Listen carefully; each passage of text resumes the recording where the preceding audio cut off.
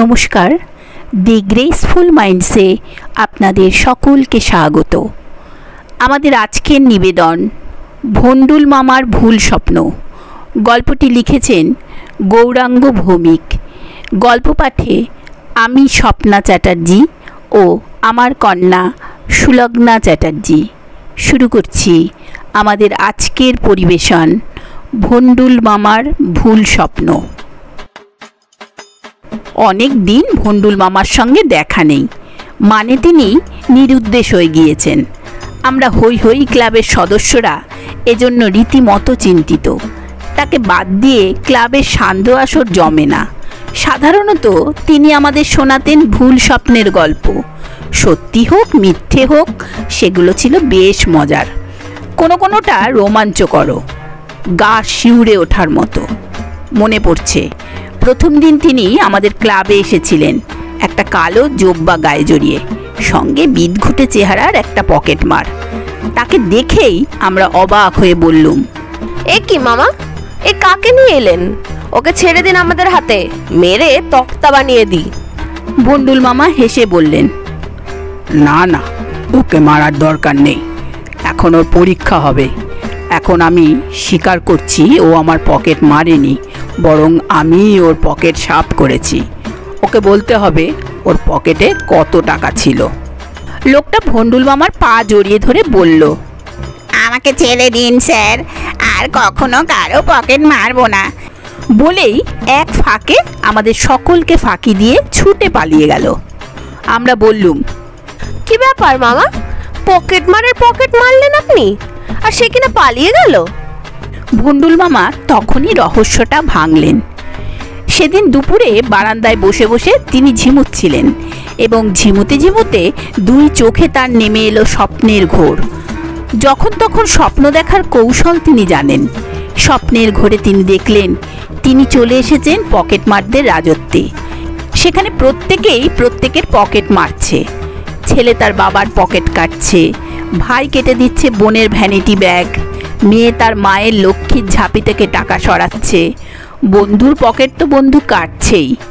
আসলে সে রাজত্বে পকেট মারা একটা আর্ট এবং চালু ব্যবসা। দরকার মতো নিজেরা নিজেদের পকেট কাটছে। ঘটনার এইটুকু বিবরণ দিয়েই ভন্ডুল মামা বললেন, এটা ছিল আমার ভুল স্বপ্ন। স্বপ্নের ভুল শোধরাতে আমি একটা বাসে উঠেছিলাম। সেখানেই এই পকেট মারটির সঙ্গে আমার দেখা। সে 7 জন যাত্রীর পকেট কেটেছিল আমারই চোখের সামনে। সর্বশেষ আমার পকেটে হাত গলাবার আগেই আমি ওর পকেট মেরে দিই এবং ওকে ধরে এখানে অবধি নিয়ে আসি। স্বপ্নের ভুলে ভন্ডুল মামা সেদিন বাস্তবিকই লণ্ডভণ্ড কাণ্ড করেছিলেন। পকেট মারের পকেট মেরে যা পাওয়া গিয়েছিল তাই দিয়ে হই হই ক্লাবের সদস্যরা সেদিন মন্ডা মেঠাই খেয়েছিল। এইরকম ভুল স্বপ্ন ভন্ডুল মামা হামেশাই দেখতেন। কখনো বা দেখতেন হাওড়া স্টেশন ও রাজভবন চুরি হওয়ার স্বপ্ন, ভিক্টোরিয়া মেমোরিয়াল, গড়ের মাঠ, চিড়িয়াখানা চুরি হওয়ার স্বপ্নও তিনি দেখতেন। সেই ভন্ডুল মামার সঙ্গে দেখা নেই অনেক দিন। কি হলো তার? কোথায় গেলেন তিনি? এটাই এখন সকলের জিজ্ঞাসা। 1 মাস যায়, 2 মাস যায়, 3 মাস শেষ হতে তখন আর 3 দিন বাকি। তখনই হঠাৎ তিনি হাজির একটা ঘোড়ায় চড়ে। আমরা অবাক। ভন্ডুল মামার গায়ে একটা দামি শাল। ঘোড়ার পিঠ থেকে নেমে ভন্ডুল মামা বললেন, এবারে বড্ড বেশি ভুল স্বপ্ন দেখে ফেলেছিলুম রে। না, এত বড় ঝুঁকি আর নেওয়া যাবে না। স্বপ্নের ভুল শোধরানো কি চারটিখানি কথা? তার কথা শুনে আমরাও ভয় পেয়ে গেলুম। বললুম, কি হয়েছিল মামা? কষ্টের হাসি হেসে ভন্ডুল মামা বললেন, হবে আবার কি, স্বপ্নের ভুলে বড্ড ফ্যাসাদে পড়ে গিয়েছিলাম। কি রকম সেই স্বপ্ন? একদিন স্বপ্নের ভুলে দেখলুম ঝকঝকে একটা শহরের রাস্তা দিয়ে আমি হেঁটে যাচ্ছি। একটা বাড়ির বারান্দায় কারুকাজ করা মূল্যবান শাল ঝুলছিল। সেটা দেখে আমার মনে মনে খুব লোভ হলো। আমি ভাবলুম, এখন যদি একটা ঝোড়ো হাওয়া বয়ে যায় তাহলে নিশ্চয়ই ওই দামি শালটা উড়ে এসে কাছাকাছি কোথাও পড়বে। রাস্তার জিনিস কুড়িয়ে নেওয়ায় কোনো দোষ নেই, সেটা হয়ে যেতে পারে আমার। তারপর? তারপরের ঘটনা অতি ভয়াবহ। সত্যি সত্যি চারিদিক থেকে ঝোড়ো হাওয়া বইতে লাগলো। দামি শালটা বারান্দা থেকে উড়ে এসে আমার গায়ে জড়িয়ে গেল এবং আমি ঝড়ের বেগে 70 মাইল দূরের একটা অচেনা জায়গায় এসে আছড়ে পড়লুম একটা পাথরের উপর। তাতে আমার মাথাটা শরীর থেকে আলাদা হয়ে প্রায় 30 ফুট নিচের একটা গর্তে ছিটকে পড়ল। কি সর্বনাশ! শরীর থেকে মাথা আলাদা হয়ে গেলে কেউ বাঁচে? স্বপ্নের ঘরে ছিলুম, তাই বেঁচে গিয়েছি। শরীরটাকে কোনো রকমে খাড়া করে মাথার কাছে নিয়ে গেলুম এবং ঠিকঠাক সেট করে আগের মতো হতে পারলুম। স্বপ্নটা বড্ড বিচ্ছিরি। বিচ্ছিরি তো বটেই, তবুও বেঁচে গিয়েছি, এটাই আসল কথা। যদি স্বপ্নের গণ্ডগোলে মাথাটা খুঁজে না পেতুম, চিরকালের মতো তোদের ভন্ডুল মামাও হারিয়ে যেত। তাহলে ওই ভুল স্বপ্ন দেখে আর কাজ নেই।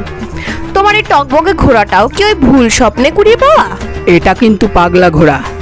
শরীর ও মাথা এক করে যখন সোজা হয়ে দাঁড়িয়েছি, তখনই দেখি এই ঘোড়াটা ঝড়ের বেগে উড়ে এসে পড়েছে এবং চিহি চিহি করে ডাকছে। ব্যাস, সেটাকে বাগে নিয়ে এলুম এবং তার পিঠে চেপে ফিরে এলুম। পথে অবশ্যই বিপদে পড়েছিলুম, সে অন্য ঘটনা। সেটাও যখন ভুল স্বপ্নেরই অন্তর্গত, তখন আমাদের শোনা উচিত। ঘোড়ায় চড়ে যখন ফিরে আসছি, তখন একদল তাতার দস্যু আমার পথ আটকালো। আমাকে বলল, আমাদের 17টা ঘোড়া আছে, তুমি এগুলিকে এমন ভাগে ভাগ করে দাও যাতে দলপতি পায় অর্ধেক, দলপতির বড় ছেলে পায় 1/3 এবং ছোট ছেলে পায় বড় ছেলের 1/3। অর্থাৎ কৌশলে তারা আমার ঘোড়াটা আত্মসাৎ করতে চায়। 17টা ঘোড়াকে অর্ধেক করা যাবে না, তারা জানতো। তাই তো, তোমাকে বড্ড ফ্যাসাদে ফেলে দিয়েছিল। কিভাবে তুমি উদ্ধার পেলে? বুদ্ধির জোরে। আমি বললুম, ঠিক আছে, ভাগ করে দিচ্ছি। তোমাদের 17টা আর আমার একটা ঘোড়া, এই হলো 18টা। এবারে নাও, দলপতির অর্ধেক ভাগ 9টা ঘোড়া, বড় ছেলের 1/3 6টা এবং তারও 1/3 2টো ঘোড়া ছোট ছেলের। মোট 17টা ঘোড়া দিলুম।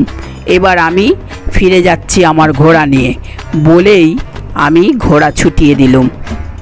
আমরাও ভন্ডুল মামার ভুল স্বপ্নের গল্প শুনে এক্কেবারে থ।